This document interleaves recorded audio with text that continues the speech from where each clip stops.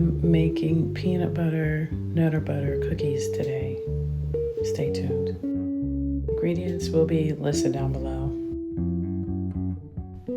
I decided to go on with some brown butter, and I'm adding in my sugar now. That's optional with the brown butter if you don't have time. Either way, it's great. Brown butter just gives it a great lift. Now I'm going to add in my peanut butter. Adding in the eggs now. And then I'm going to add in my dry ingredients. I did forget to add the vanilla in at the beginning. I like to put that in when I'm adding in the sugar, but you'll see me add that in at the end of this clip. Once my dough starts to form, I'm going to add in the crushed up Nutter Butters. You don't want to overmix it because if you do, it'll be small, tiny pieces. And if you like a chunky cookie, you don't want to overmix it. I did also add some white chocolate chips.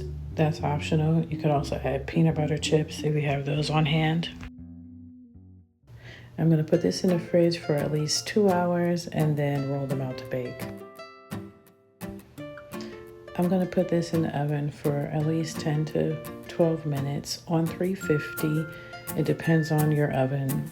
Just make sure that the middle isn't shiny anymore, and then you can pull those right out.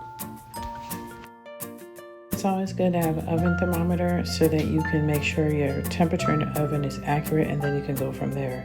But for me, if I'm not using my thermometer and I think it's off, I just watch closely, and as soon as I see that shininess go away from the center, I pull the cookies right out.